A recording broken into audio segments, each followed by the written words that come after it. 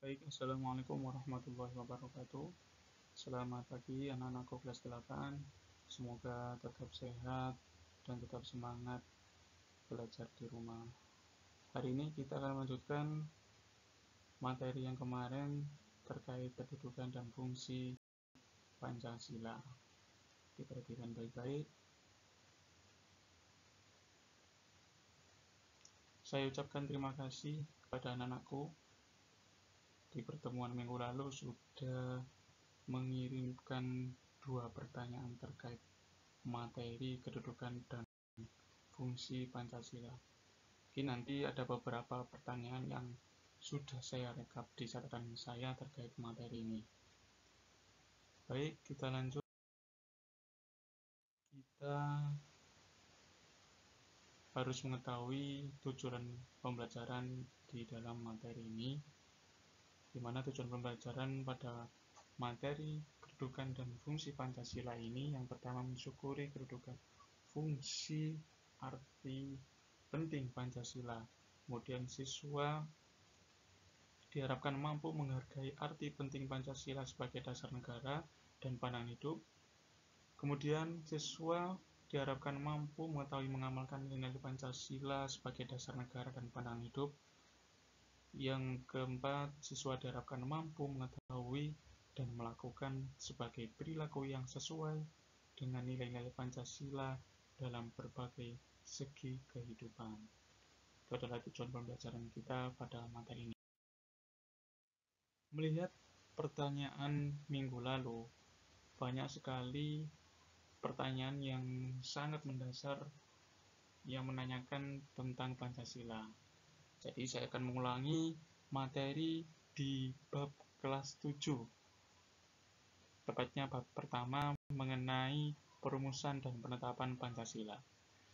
Jadi Pancasila itu sudah ada di zaman Kerajaan Majapahit, tepatnya di abad ke-14. Istilah Pancasila ada di buku Negara Kertagama, yaitu karangan Empu Prapanca, diingat-ingat. Selain di buku Negara Kertagama, ada juga istilah Pancasila di dalam buku Sota Soma karangan Empu Tantular. Jadi istilah Pancasila ada di 2 buku di zaman Kerajaan Majapahit. Istilah Pancasila memiliki makna 2. Yang pertama Panca sama dengan 5, Sila yang berarti batu sendi atau alas atau dasar. Nah, ini adalah bab yang sudah kita pelajari di kelas 7. Perumusan Pancasila. Nah, siapa yang merumuskan Pancasila? Tentu yang merumuskan Pancasila adalah BPUPKI, tepatnya pada sidang yang pertama tanggal 29 Mei sampai 1 Juni. Ada beberapa tokoh yang mengusulkan dasar negara di sidang BPUPKI yang pertama. Ada Muhammad Yamin, ada Mr. Supomo, dan yang terakhir ada Insinyur Soekarno. Nah, Insinyur Soekarno mengusulkan 5 usulan terkait dasar negara kita. Awalnya namanya diberi nama Pancadharma, namun oleh Pak Soekarno diganti istilahnya menjadi Pancasila. Nah, usulan Pak Soekarno ini terkait dasar negara dibacakan pada tanggal 1 Juni 1945. Jadi ketika ada pertanyaan, mengapa Pancasila lahir pada tanggal 1 Juni 1945? Ya karena istilah Pancasila mulai pertama kali dikenalkan oleh Pak Insinyur Soekarno di sidang BPUPKI yang pertama, tepatnya tanggal 1 Juni. Lanjut setelah adanya rapat BPUPKI yang pertama yang membahas dasar negara, BPUPKI membentuk panitia kecil yang bernama Panitia 9. Istilah Pancasila oleh BPUPKI ini telah disepakati, namun isi di dalam Pancasila masih belum disepakati bersama. Kemudian penetapan Pancasila. Penetapan Pancasila ini ditetapkan oleh PPKI pada tanggal 18 Agustus 1945. Jadi anak-anakku harus diketahui bersama antara yang merumuskan dan yang menetapkan ini berbeda. Kita lanjut asal-usul Pancasila.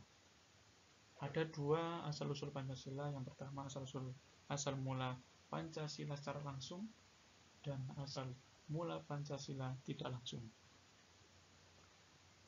Yang pertama, asal mula Pancasila langsung. Yang pertama, ada asal mula bahan atau kausa materialis. Nah, ini Pancasila diambil dari bahan-bahan yang ada di bangsa Indonesia. Yang kedua, ada asal mula bentuk atau kausa formalis. Yang ketiga, ada asal mula karya, kausa efisien. Yang keempat, ada asal mula tujuan. Asal mula Pancasila tidak langsung. Jadi asal mula Pancasila sebelum proklamasi kemerdekaan Indonesia pada tanggal 17 Agustus 1945, yang artinya nilai Pancasila sejak dahulu sudah ada dalam kebudayaan adat istiadat dan nilai-nilai keagamaan bangsa Indonesia. Jadi ini asal mula Pancasila secara langsung dan tidak langsung.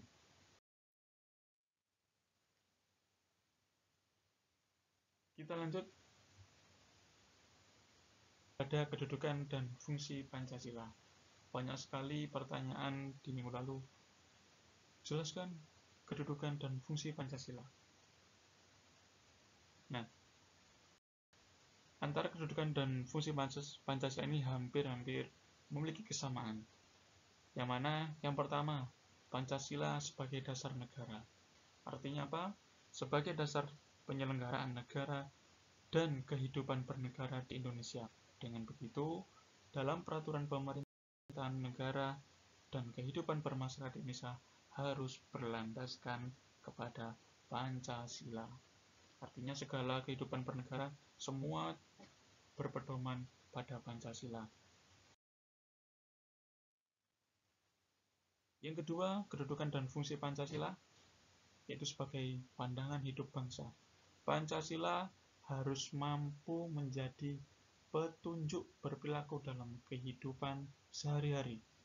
Segala bentuk cita-cita moral bangsa dan budaya harus bersumber dari Pancasila yang merupakan satu kesatuan yang tak terpisahkan.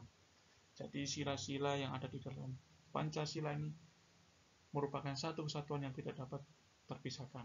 Nanti kita akan bahas di pertemuan berikutnya terkait sila yang ada di dalam Pancasila yang merupakan satu kesatuan yang tidak terpisahkan. Berikutnya, Pancasila sebagai kepribadian bangsa. Bangsa Indonesia memiliki keunikan tersendiri yang menjadi kepribadiannya dan menjadi pembeda dengan negara lain. Keunikan tersebut diwujudkan dalam perilaku dan sikap mental masyarakat Indonesia yang harus berlandaskan Pancasila. Yang berikutnya, Pancasila sebagai perjanjian luhur rakyat. Pancasila ini merupakan hasil perjuangan dan perjanjian bersama rakyat dengan para pendiri bangsa kita, para founding father kita. Dengan begitu, maka seluruh elemen masyarakat Indonesia harus membela, mendukung, dan memperjuangkan nilai-nilai luhur yang terkandung di dalam Pancasila. Berikutnya,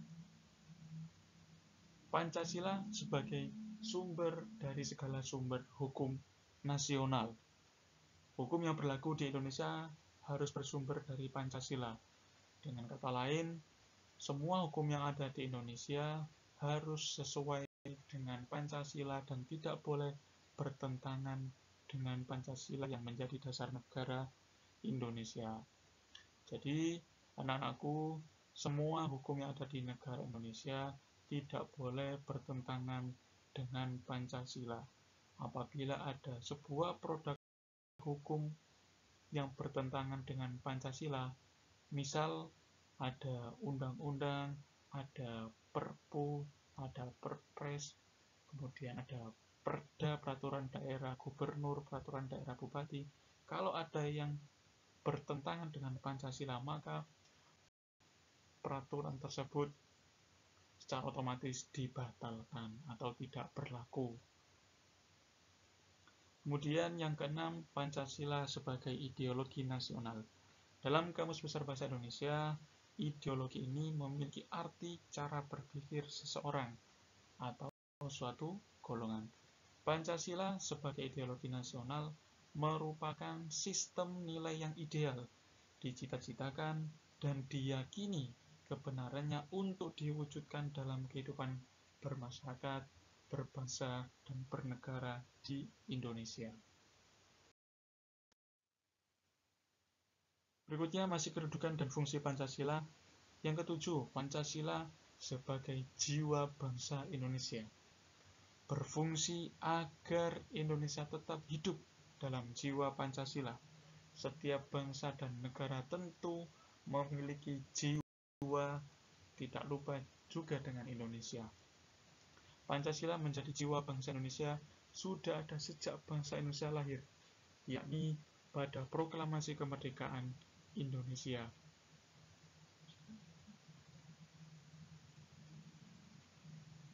Yang terakhir, Pancasila sebagai cita-cita dan tujuan bangsa Indonesia, menciptakan masyarakat yang adil dan makmur di seluruh wilayah Indonesia.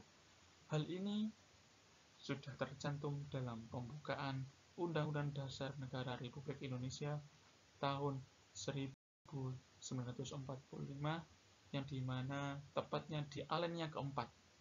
Di situ menjelaskan tujuan negara kita dan menjelaskan tentang Pancasila.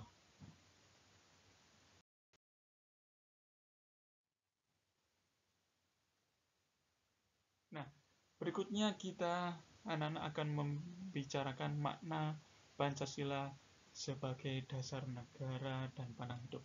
Kemarin ada beberapa pertanyaan, apa itu dasar negara dan apa itu pandangan hidup. Nah, kita akan membahas bersama-sama. Nah, Pancasila sebagai dasar negara. Tentu dengan adanya dasar negara, ini membuktikan bahwa negara tersebut memiliki pedoman dalam penyelenggaraan kehidupan bernegara. Negara yang tidak memiliki dasar negara berarti dia tidak memiliki arah dan tujuan yang jelas, sehingga mengakibatkan munculnya kekacauan. Jadi diingat-ingat, pengertian dasar negara, yang namanya dasar ini bisa dikatakan sebagai landasan atau fondasi. Kalau kita ibaratkan sebagai sebuah bangunan, kalau bangunan tidak memiliki dasar atau fondasi, maka bangunan tersebut akan mudah roboh. Jadi diingat-ingat, sangat penting bagi sebuah negara yang merdeka untuk memiliki sebuah dasar negara. Nah, seperti Indonesia, karena negara kita sudah merdeka dan memiliki dasar negara yang bernama Pancasila. Kemudian Pancasila sebagai dasar negara Indonesia, artinya Pancasila menjadi sumber dari segala sumber hukum yang berlaku di dalam negara Indonesia. Dalam kedudukannya sebagai dasar negara, Pancasila digunakan untuk mengatur penyelenggaraan negara. Jadi semua penyelenggaraan negara ini pedomannya adalah Pancasila. Makna Pancasila sebagai dasar negara. Yang pertama, sebagai dasar negara atau pedoman dalam menata negara Indonesia. Yang kedua, sebagai dasar untuk aktivitas negara. Aktivitas negara ini sangat banyak sekali. Semisal, sedikit contoh, yaitu sebagai aktivitas pembangunan negara. Jadi, negara dalam upaya pembangunan ini harus berpedoman kepada Pancasila. Kemudian sebagai dasar perhubungan, artinya atau pergaulan atau interaksi antar warga negara. Nah, kemarin ada pertanyaan, mengapa kok Pancasila yang dijadikan sebagai dasar negara? Ingat-ingat, yang pertama, Pancasila ini digali dari adat istiadat dan kebudayaan bangsa Indonesia. Jadi, nilai-nilai yang ada di dalam Pancasila ini semuanya berasal dari bangsa Indonesia. Yang kedua, Pancasila memiliki potensi menampung kondisi dan sifat pluralistik bangsa. Pluralistik bangsa ini yang bermacam-macam, bangsa yang memiliki keberagaman atau majmuk. Yang ketiga, Pancasila menjamin kebebasan beribadah sesuai dengan agama dan keyakinannya masing-masing. Jadi Pancasila ini tidak harus satu agama saja. Dengan adanya Pancasila, kita diberikan kebebasan untuk memeluk agama dan memilih keyakinan masing-masing sesuai dengan hati nurani kita. Karena bangsa Indonesia didirikan ini bukan atas perjuangan satu agama saja, tapi semua agama ikut berjuang dalam mendirikan bangsa Indonesia. Berikutnya, Pancasila menjamin keutuhan Negara Kesatuan Republik Indonesia. Berikutnya, Pancasila memberikan pedoman dalam mengantisipasi ATHG. Apa itu ATHG? ATHG adalah A. Ancaman, T. Tantangan, H. Hambatan, dan G adalah gangguan. Yang berikutnya, Pancasila memberikan jaminan demokrasi dan HAM, hak asasi manusia. Yang terakhir, Pancasila menjamin terwujudnya masyarakat yang adil dan makmur. Itulah alasan tepat mengapa Pancasila dijadikan sebagai dasar negara Indonesia.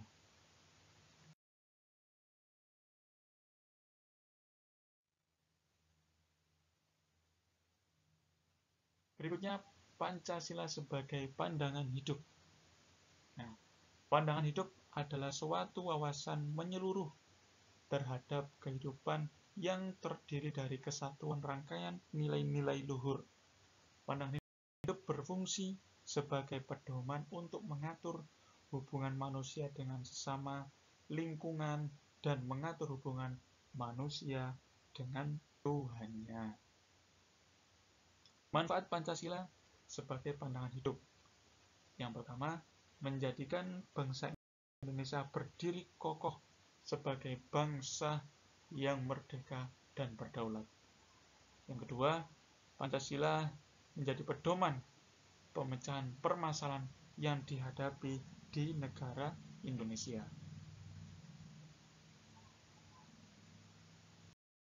Negara yang tidak memiliki pandangan hidup akan menimbulkan akibat sebagai berikut. Nah, ini jika sebuah negara merdeka yang tidak memiliki pandangan hidup negara. Yang pertama, suatu bangsa atau negara akan terombang-ambing dalam menghadapi persoalan-persoalan yang akan timbul. Yang kedua, negara tersebut akan mengalami kesulitan dalam memecahkan berbagai persoalan yang ada di negaranya. Nah, itu akibatnya jika sebuah negara yang tidak memiliki pandangan hidup.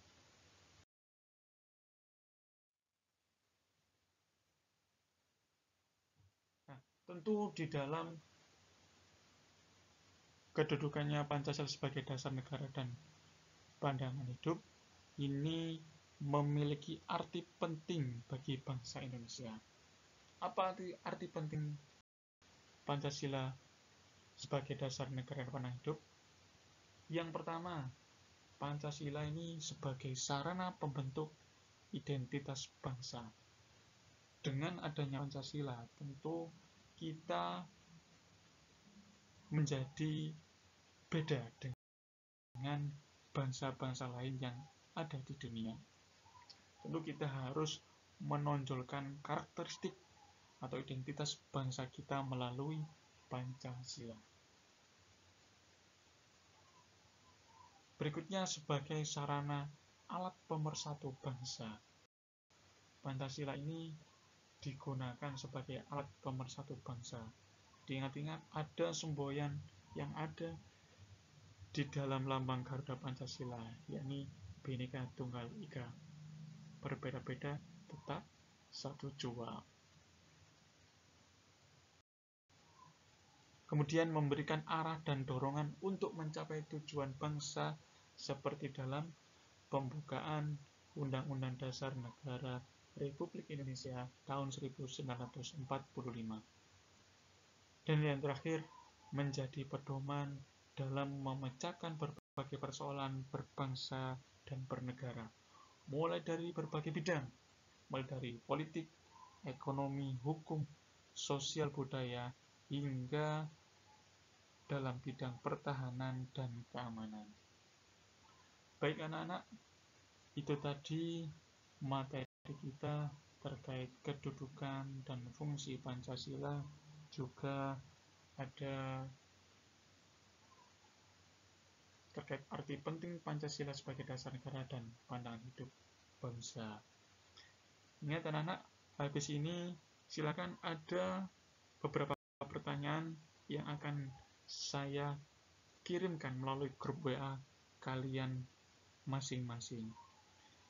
Tentu saja pertanyaan itu ada di dalam Google Form. Jadi ditunggu saja anak-anak. Nanti habis ini akan saya kirim. Tetap semangat belajar, tidak boleh patah semangat, dan tetap jaga kesehatan. Saya akhiri. Assalamualaikum warahmatullahi wabarakatuh.